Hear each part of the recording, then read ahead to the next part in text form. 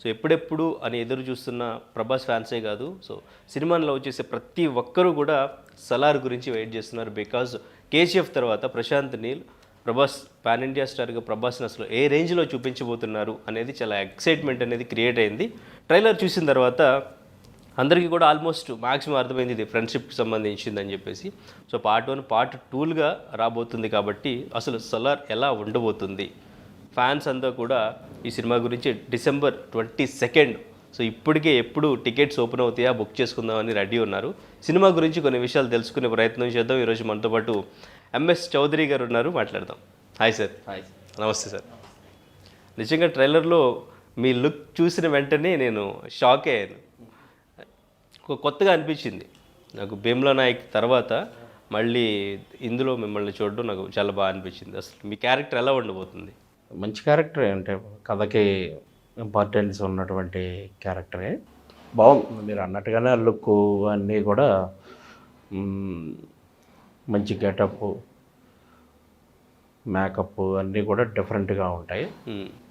కొంచెం aggressive look ఆ getup ఇచ్చారు, బాగుంది. ఆ గెటప్ అందరూ కూడా సినిమాలో నాదొక మంచి గెటప్. మేకప్ కూడా బాగా దాదాపు 2 hours మేకప్ పట్టేది అనమాట రోజు నాకు. ఓకే. అట్లా మంచి లుక్ అయితే తీసుకొచ్చారు, బాగుంది. సో అంటే మూవీలో చూసుకుంటే ప్రతి ఒక్కరి గెటప్ కూడా ఒక స్పెషల్ అపిరెన్స్ లాగా, ప్రతి ఒక్కరు కూడా స్పెషల్గా కనిపించేలాగా ఒక్కొక్కరికి ఒక్కొక్క డిఫరెంట్ కాస్ట్యూమ్ అనేది యూజ్ చేయడం జరిగింది. సో మరి అందరికీ ఈ మేకప్ అనేది లేట్ ప్రాసెస్ అయినా షూటింగ్ స్టార్ట్ చేసే ముందు? అందరికీ అంత లేట్ కాకపోవచ్చు. నాది కొంచెం ఓల్డ్ టైప్ గెటప్. ట్రైలర్లో చూసారు కదా, కొంచెం మొఖం ముడతలు అన్నీ ఉన్నాయి. అది బాగా టైం పట్టేది, 2 hours పట్టేది. అలాగే అందరికీ కూడా మంచి, అంటే వాళ్ళ క్యారెక్టర్ తగ్గట్టుగా మంచి లుక్స్. వాళ్ళు ఒరిజినల్గా కూడా జుట్లు గెడ్డలు పెంచి, పెద్ద సినిమా కదా, వాళ్ళు ఏ క్రాఫ్ట్ కూడా అంత సులభంగా కాంప్రమైజ్ అయిపోదాం అని ఉండదు అక్కడ. అందరూ కూడా ఆ క్యారెక్టర్ తగ్గట్టుగా ముందు నుంచే ప్రిపరేషన్ ఉంటుంది కదా. పెద్ద సినిమా సంవత్సరాల కనీసం 2-3 సంవత్సరాల ముందు నుంచి వర్క్ చేసుకుని ఉంటారు. సో ఆ ప్లానింగ్ ఉంటుంది కాబట్టి అందరూ ఆ క్యారెక్టర్ కోసం వచ్చారు అన్నట్టు కనపడుతుంటారు. సో కానీ ప్రశాంత్ నీల్ గారు మిమ్మల్ని ఈ క్యారెక్టర్ తీసుకోవడానికి ప్రత్యేకంగా రీజన్ కానీ ఏమైనా ఉందా? నేను మామూలుగా ఆయనకి అంతకుముందు నేను చేసిన సినిమాలు చూసారో లేదో, భీమ్లా నాకైతే చూసారని తెలుసు అంతే. బట్ ఆ సినిమా గుర్తుపెట్టుకుని నన్ను ఏమి పిలవలేదు మామూలుగా. ఇంకెవరికో ఒకళ్ళకి పెద్దవాళ్ళకి ఎవరికో క్యారెక్టర్ అనుకున్నారు. అలా డేట్లు క్లాష్ అయ్యో లేకపోతే ఏందో మొత్తానికి ఇంకెవరన్నా వెళ్ళాలి అనుకున్నప్పుడు నేను ఆడిషన్ చేసిన వీడియో ఉంటే అది చూసి నన్ను పిలిచారు. ఇక లుక్ టెస్ట్ అన్నిట్లో కూడా బాగా గెటప్ అన్నీ కూడా బాగా అనిపించే వాళ్ళు మనకు ఆ క్యారెక్టర్ ఇచ్చారు. సో అప్పుడు క్యారెక్టర్ ఓకే అయినప్పుడు మీకు అంటే ఏమైనా ఇన్స్ట్రక్షన్స్ లాంటివి ఏమైనా చెప్పారు సార్? ప్రతి సినిమాకి ఉండేదే. ఒకసారి కమిట్ అయ్యాక మనం ఇప్పుడు సపోజ్ ఆ గెడ్డ ఉన్నా, ఆ హెయిర్ ఎలా ఉన్నా, ఇక వాళ్ళ క్యారెక్టర్ కమిట్ అయినప్పుడు అది అయ్యే వరకు మనం జాగ్రత్త వహించాలి. అట్లాగా అన్ని జాగ్రత్తగా కొత్తవి వేరే వచ్చినా కూడా వదులుకున్నాం. ఈ లుక్ మార్చాల్సి వచ్చేవన్నీ కూడా వదులుకుని చేసాం. అట్లా ఈ సినిమాకైనా అలాగే చేయాలి, అదే చేసాం. ఓకే. అంటే 2 పార్ట్లుగా వస్తుంది కాబట్టి మీది ఎక్కువ టైం. ఒక పార్ట్లోనే ఉంటాను, రెండో పార్ట్ ఉండను. ఓకే. అంటే ఈ పార్ట్లో మీ క్యారెక్టర్ ఎండ్ అయిపోద్ది అనమాట. చెప్పలేను. ఓకే. షూటింగ్ మొత్తం ఎక్కడ సార్? అంటే ఒక సామ్రాజ్యాన్ని కూడా ఏర్పాటు చేశారు, మొత్తం అంతా స్థాపించి చాలా చోట్ల తీశారు వీళ్ళు. అంతా ఎక్కడన్నా చెప్పలేను కానీ నాది మాత్రం ఫిలిం సిటీలో పెద్ద సెటిల్ వేశారు. ఫిలిం సిటీ ఆ పక్కన ఇంకొక ఏదో విలేజ్, అట్లాగా కొన్ని ఒక 4-5 లొకేషన్లలో జరిగింది. అవి పెద్ద భారీ సెటిల్ వేశారు, వాటిల్లో జరిగింది. వీళ్ళు ఇంకా బయట కూడా చేసినట్టున్నారు. ప్రశాంత్ నీల్ గారి డైరెక్షన్ మీకు అంటే కేజీఎఫ్ చూసిన తర్వాత ఆయన డైరెక్షన్ ఇక్కడ ఎలా అనిపించింది? మీరు డైరెక్ట్గా యాక్ట్ చేయడం డెఫినెట్ ఆయనతో ఫస్ట్ టైం యాక్ట్ చేయడం ఒక వండర్ఫుల్ ఎనర్జీ ఉన్నటువంటి డైరెక్టరు. అంటే మార్నింగ్ సెట్కి వచ్చిన కాడి నుంచి అర్ధరాత్రి అయినా 24 hours కూడా కంటిన్యూ చేసిన సందర్భాలు ఉన్నాయి. 24 hours అయినా కూడా ఎవ్వరూ లేని ఉత్సాహం ఆయనలో ఉండేది. అంత ఎనర్జీగా పరుగులు పెడుతూ ప్రతి ఒక్కరు షార్ట్ చెప్పే టైం కానీ, టెక్నీషియన్ సెట్లు కానీ, అది కానీ ఇది కానీ అన్ని పనుల్లో దూరిపై తను చేస్తుంటాడు. మంచి కమాండింగ్ అన్నిట్లో యాక్ట్ చేసి చూపిస్తుంటాడు. ఇవన్నీ కూడా ఆయన ఒక అద్భుతమైన ఎనర్జీ ఉన్నట్టుగా నాకు అనిపించింది అనమాట. సో కానీ మూవీ స్టార్ట్ అయిన తర్వాత ఇంకా రిలీజ్ దగ్గరకు వచ్చినప్పుడు డేట్లు టీజర్ గురించి కానివ్వండి ట్రైలర్కి సంబంధించి రిలీజ్ డేట్ కూడా డిలే అవుతూ వచ్చినాయి. సో అక్కడ కొంచెం ఫ్యాన్స్ డిసప్పాయింట్ అవుతూ వచ్చారు. డిసప్పాయింట్ అంటే అవుతారు, కానీ దేశం మొత్తం పాన్ ఇండియా మూవీ అనేటప్పటికీ అన్ని సందర్భాలు సెట్ అవ్వాలి కదా. అన్ని చోట్ల అన్ని స్టేట్లో ఒక్కొక్క చోట ఒక్కొక్క పరిస్థితి ఉంటుంది, ఒక్కొక్క రకంగా ఉంటుంది. అన్ని సందర్భాలు చూసుకుని రిలీజ్ చేయాల్సిన పరిస్థితి ఉంటుంది. ఏదైనా కూడా సినిమా పర్మిషన్లు ఉంటాయి, రకరకాలు ఉంటాయి, ఆర్టిస్టుల దాన్ని బట్టి ఉంటుంది, ముహూర్తాలు కానీ అన్నీ ఉంటాయి లెక్కలు. అవన్నీ చూసుకోవడం ఒక చోట కాదు కదా. ఇప్పుడు దేశం మొత్తం చూసుకోవాలనుకున్నప్పుడు ఒక్కసారి ప్రభుత్వం పెట్టే ఎలక్షన్లో ఒకసారి జరపలేనప్పుడు ఇప్పుడు ఒక సినిమా అనేది ఎన్ని ప్రాబ్లమ్స్ ఉంటాయి. ఎలక్షన్లో ప్రభుత్వం చేతిలో ఉంటుంది దేశం అంతా, వాళ్ళే ఒకసారి జరపలేరు, ఏదో ఒక ప్రాబ్లం వల్ల మారుతూ ఉంటుంది. అలాంటిది ఒక సినిమా మనం రిలీజ్ చేయాలంటే ప్రభుత్వం నుంచి పర్మిషన్లు కావాలి, లేకపోతే ఎట్లాంటి రకరకాలు ఉంటాయి. టెక్నీషియన్స్ అన్నీ ఎంతమంది టెక్నీషియన్ పనిచేస్తుంటారు, ఒక్కడే ప్రాబ్లం వచ్చినా ఆ ఎఫెక్ట్ దాని మీద పడుద్ది. అన్ని రకాలుగా ఉంటుంటుంది కాబట్టి అది పెద్ద లేటు అని నేను అనుకోవట్లా. సో మీరు ఎన్ని రోజులు షూట్ చేసి ఉంటారు? 15 days చేసినట్టున్నాను. ప్రభాస్ గారి కాంబినేషన్. అవును. సో కానీ సార్ ఇప్పుడు ఈ సినిమా ట్రైలర్ రిలీజ్ అయిన తర్వాత మనకి స్టోరీ మ్యాక్సిమం అర్థమైంది. అంటే ఇంకా సెకండ్ ట్రైలర్ వస్తుంది అంటున్నారు. ఈ ట్రైలర్ చూసిన తర్వాత ఒక ఫ్రెండ్ కోసం ఇంకొక ఫ్రెండ్ ఎంతవరకైనా వెళ్తాడు, సో ఫ్రెండ్ని సేవ్ చేయడానికి అనేది ఒక స్టోరీ. సో ఒక సామ్రాజ్యం, ఆ సామ్రాజ్యానికి మళ్ళీ జగపతి బాబు గారు సో ఆయన కొడుకునే మళ్ళీ అక్కడ కూర్చోబెట్టాలనుకోవడం, ఇదంతా కొంచెం కేజీఎఫ్కి కూడా కొంచెం రిలేటెడ్గా ఉంది అనేది అనిపిస్తూ ఉంది చాలామందికి. సో ఏమంటారు? నాకేం అలా రిలేటెడ్ నాకు అనిపించలేదు. డైరెక్టర్ గారు కూడా ఏదో స్టేట్మెంట్ ఇచ్చారు, దానికి దీనికి సంబంధం లేదని కూడా. కథకి అసలు నాకైతే నా అవగాహన కొద్దీ ఎక్కడ రిలేటెడ్ ఉన్నట్టుగా నాకు అనిపించలా. కేజీఎఫ్కి రిలేటెడ్ ఉంటుంది అని నాకేం అనిపించలేదు. నేను ఉన్న సీన్లు అయితే పొరపాటును కూడా ఏం లేదు. నాకున్న క్యారెక్టర్ పరిధి మేర నాకు అలా అనిపించలా. నాకు అర్థమైన స్టోరీ కూడా ఏదైతే ట్రైలర్లో వచ్చిందో అదే నాకు చెప్పారు మామూలుగా. అంటే నా క్యారెక్టర్ చేయాల్సి వచ్చినప్పుడు నాకు చెప్పింది ఆ ట్రైలర్లో ఎంతవరకు కథ ఉందో అదే చెప్పి క్యారెక్టర్ చేయించుకున్నారు.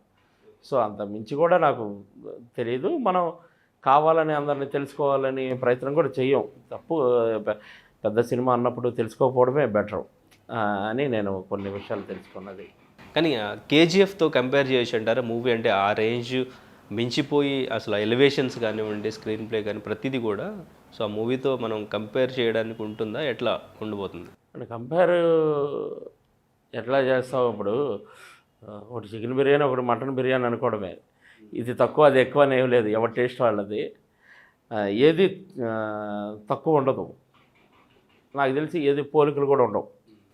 రెండు డిఫరెంట్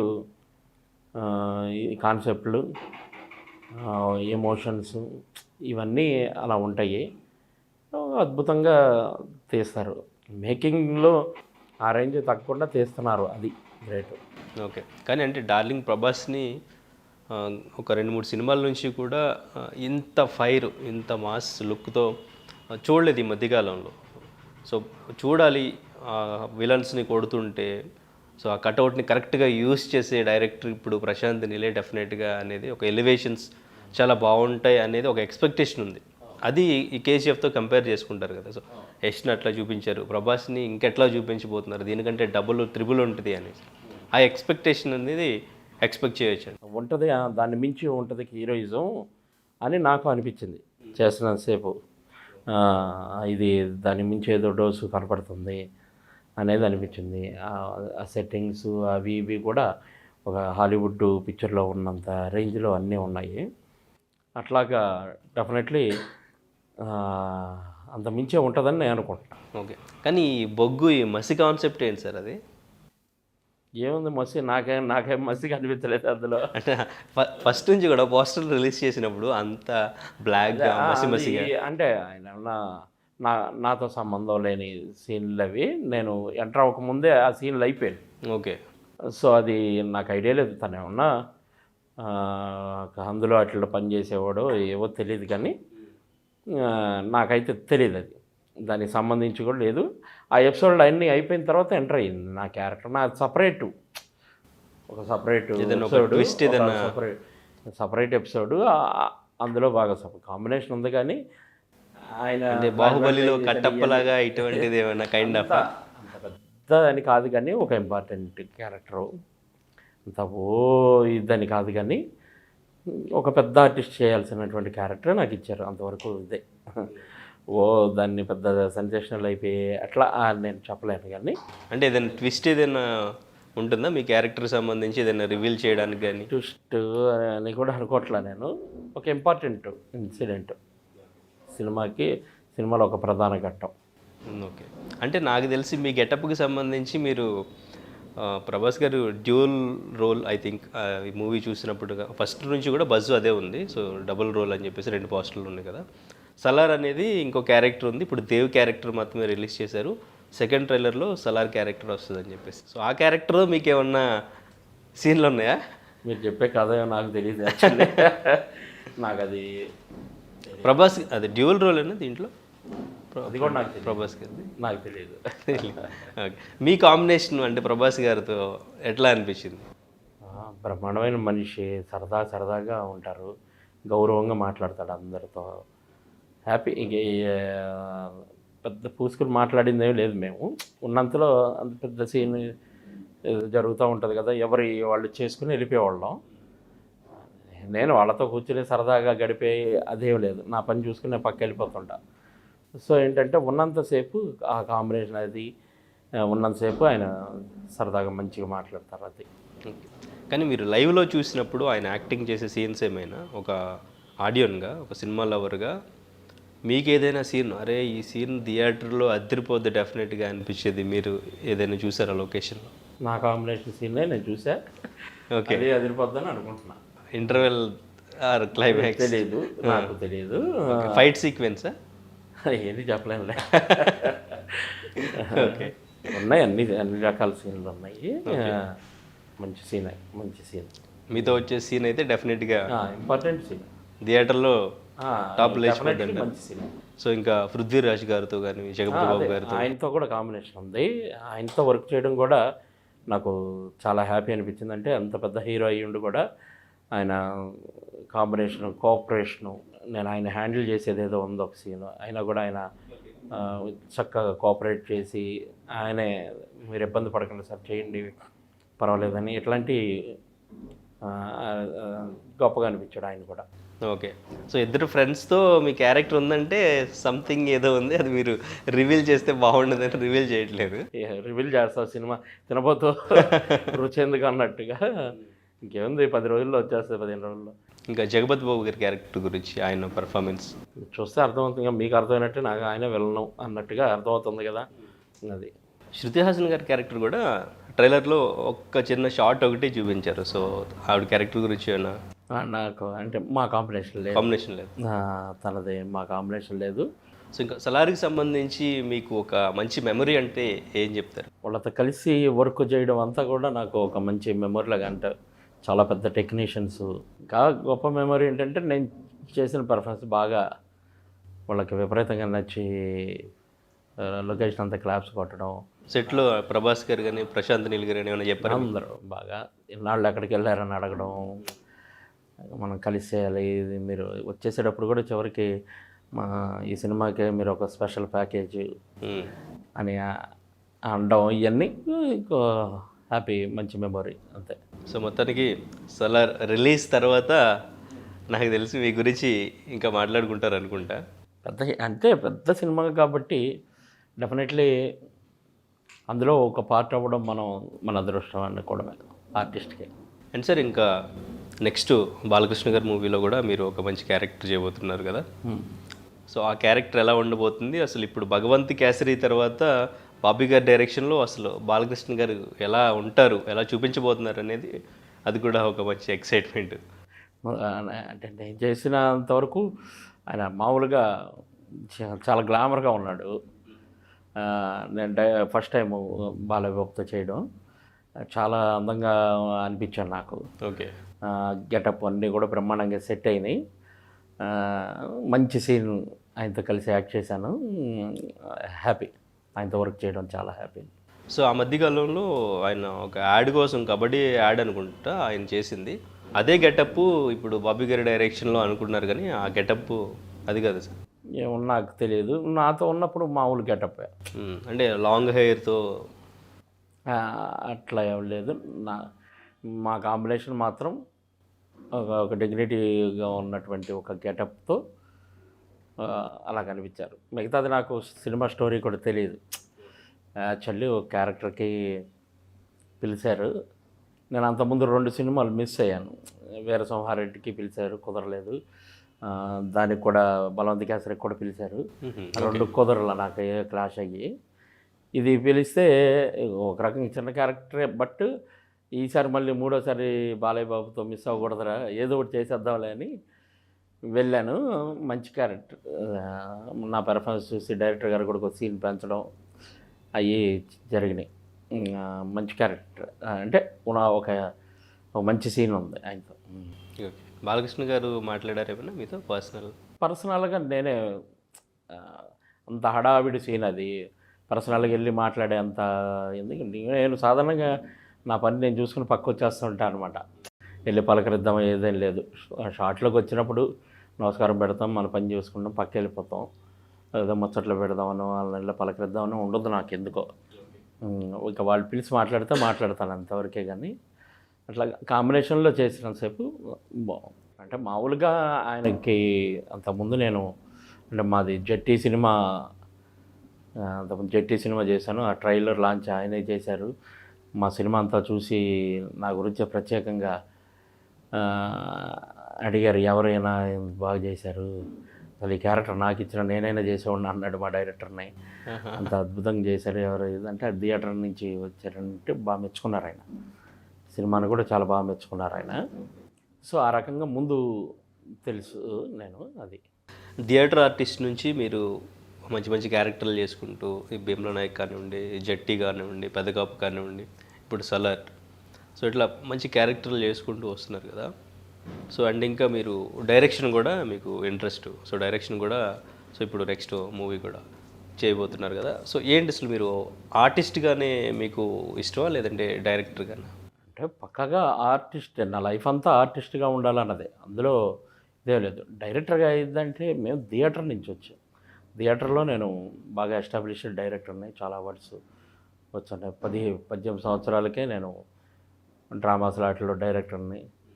చిన్న వయసులో ఎక్కువ అవార్డులు తీసుకుంది నేనే. నంది అవార్డ్స్ కానీ, నేషనల్ అవార్డ్స్ కానీ ఇవన్నీ. సో నేను 7,000 మంది ఆర్టిస్టులను తయారు చేసిన గురువుని.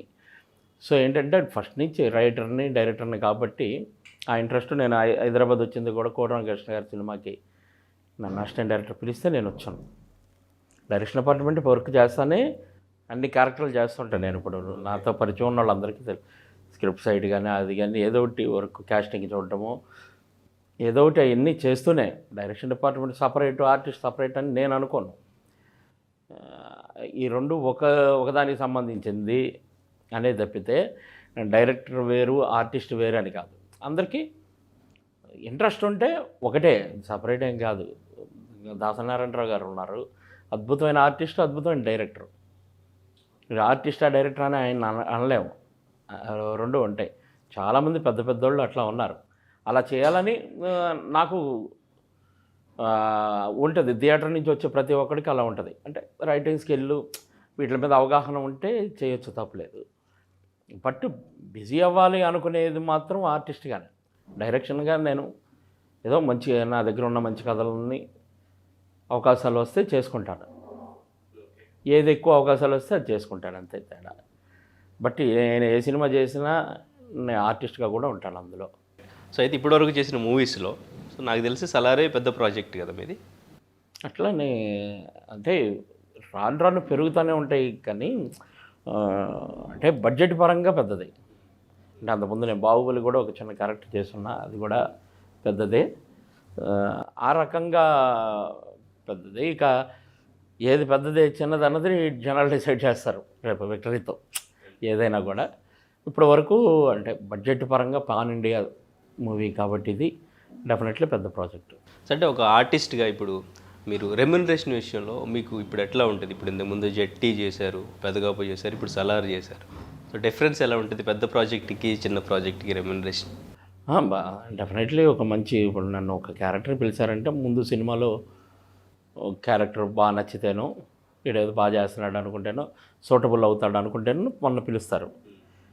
పిలిచినప్పుడు మనకు పోయిన సినిమాలో ఎంత ఇచ్చారండి, ఇంకొంచెం పెంచి వండనో ఏదో అడుగుతాం. వాళ్ళు అయ్యా మేము పెంచలేం కానీ ఎంత ఇస్తామనో ఏదో చెప్పుకుని అండర్స్టాండింగ్ మీద ఒకవేళ క్యారెక్టర్ బాగా నచ్చింది అనుకుంటే కొద్దిగా తగ్గించుకుని చేసుకోవడం, లేదా ఎక్కువ డేస్ ఉన్నాయి అనుకుంటే కొంచెం తగ్గించేసుకోవడం, ఇలాంటివి జరుగుతూ ఉంటాయి. రెమ్యునరేషన్లు అనేది ఎప్పుడు పర్మనెంట్గా ఉండవు. ఒకేసారి 2 సినిమాలు వచ్చినాయి, మీకు నేను కావాలనుకున్నారు, మంచిగా ఆఫర్ చేశారనుకోండి, ఎటాలలో అనుకున్నప్పుడు మంచి ఆఫర్ చేస్తే ఆటోమేటిక్ ఏ ఆర్టిస్ట్ అయినా అలా వెళ్తాడు. లేదా గొప్ప క్యారెక్టరు ఇది నాకు దొరకదు అనుకుంటే తక్కువకైనా వెళ్ళి చేస్తుంటాడు. ఇట్లా సో ఏంటంటే ఒకేలా ఉంటుందని ఏమి ఉండదు. అంటే మీరు మీరు మీరు సలార్ విషయంలో మరి డెసిషన్ ఎలా తీసుకున్నారు? ప్రాజెక్ట్ పెద్దది అని చేశారా, లేదంటే రెమ్యునరేషన్ నేను మీకు ఎంత కావాలో అంత అడిగి అట్లా? వాళ్ళు ఇప్పుడు అంత పెద్ద ప్రాజెక్టు పెద్ద బేరాలు ఆడతారనే ఉంది. వాళ్ళు నాకు అంతకుముందు తీసుకున్న రెమ్యునరేషన్ ఎంతో చూసుకున్నారు, వాళ్ళతో మాట్లాడుకుని అట్లాగే ఇచ్చారు. నేను అడిగిన దాని మీద కొంచెం 5 అటు ఇటు ఇచ్చారు హ్యాపీగానే. అది చెప్పిన దాని మీద ఎక్కువ రోజులు చేశాను, అది హ్యాపీయే కదా. చాలా మంచి పేరు వచ్చింది, నెక్స్ట్ సినిమాలో కూడా పిలుస్తారని నమ్మకం వచ్చింది. ఇట్లాగా ఇంకంతమించే ఉంది అది. ఓకే, సో పార్ట్ 2లో అయితే మీ క్యారెక్టర్ ఉండదు అనుకుంటున్నాను నా క్యారెక్టర్. ఫైనల్గా December 22 రిలీజ్ అవుతున్న సలార్ గురించి మీరేం చెప్తారు? అదే ప్రేక్షకులకి ఒక గొప్ప ఫెస్టివల్ ఆ రోజు.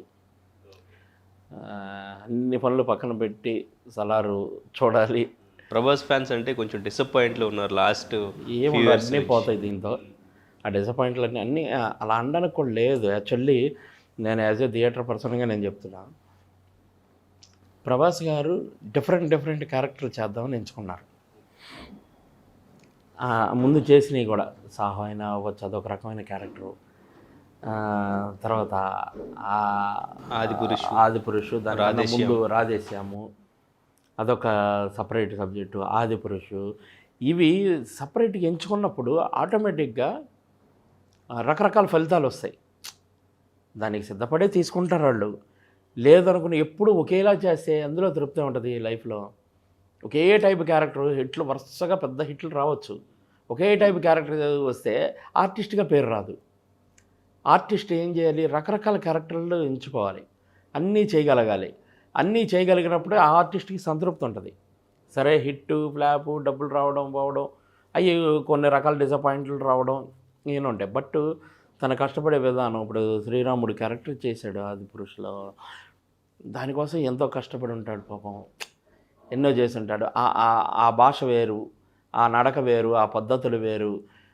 ఇవన్నీ ఒక మైథలాజికల్ క్యారెక్టర్ని అవపోసన పట్టుకోవడం వేరు. ఇవన్నీ ఒక గొప్ప ఎక్స్పీరియన్స్. అది ఎప్పటికీ ఆయనకి డిసప్పాయింట్ చేస్తాను నేను అనుకోవట్లా. నా పాయింట్ ఆఫ్ ఈ ప్రాజెక్ట్ ఎందుకు చేసావరా అని డెఫినెట్లీ ఫీల్ అవ్వడం. ఎందుకంటే అది గొప్ప ఎక్స్పీరియన్స్. చూసిన వాళ్ళకి మాకే అనిపిస్తుంది ఇది హిట్ ఫ్లాప్ అయ్యి సెకండరీ. ఒక్కోసారి ఈ సినిమా ఎందుకు హిట్ అయిందని మనం ఊహించలేము, అసలు ఇంత గొప్ప సినిమా ఎందుకు ఫ్లాప్ అయిందని కూడా ఊహించలేము. జనాల మూడ్ని బట్టి హిట్ ఫ్లాపులు డిసైడ్ అయిపోతాయి ఆ టయాన్ని బట్టి. అట్లాగా ఏంటంటే ఆయన ఆర్టిస్ట్ అన్నవాళ్ళు మేమైతే ఎంచుకుంటాం, ఏదో ఒక డిఫరెంట్ క్యారెక్టర్ చేద్దామా, పోయినసారి అది చేసాం కదా, ఇప్పుడు ఇది డిఫరెంట్ చేద్దాం, ఇది డిఫరెంట్, ఇది ఇలా రకరకాల క్యారెక్టర్లు చేస్తే వాడికి సంతృప్తి ఉంటుంది. అట్లాగే ఎంచుకున్నాడు ఆయన. తనకి తెలియదు ఆ రిస్క్, కానీ ఎంచుకుని చేశాడు, అందులో సక్సెస్ అయ్యాడు. సో ఫైనల్గా అంటే ట్రైలర్లో మీ క్యారెక్టర్ ఉంటుంది అని మీరు అనుకున్నారా? ట్రైలర్లో మీ క్యారెక్టర్ చూసినప్పుడు ఏమనిపించింది? కథ ప్రకారం ఒక ఇంపార్టెంట్ సీన్ కాబట్టి ఉంటుందిలే అనుకున్నా మామూలుగా. తర్వాత ఏంటంటే అంత పెద్ద పాన్ ఇండియా సినిమాలో మన షాటు పెట్టాలని ఏం లేదు. అందరూ ఇప్పుడు మిగతా వాళ్ళందరినీ చూస్తే పెద్ద పెద్ద స్టార్స్, హీరోలు, హీరోయిన్లు చేసిన వాళ్ళు వాళ్ళందరూ క్యారెక్టర్ ఆర్టిస్టులుగా చేసే వాళ్ళందరూ కూడా, కనిపించిన వాళ్ళందరూ కూడా అంతంత పాపులర్ వ్యక్తులు. చిన్నోండి నేనే ఒక రకంగా. మరిన్ని వీడియోస్ కోసం ఛానల్ ని సబ్స్క్రైబ్ చేయండి, లేటెస్ట్ అప్డేట్స్ కోసం వాట్సాప్ ఛానల్ ని ఫాలో చేయండి అండ్ లింక్ డిస్క్రిప్షన్ లో ఉంది.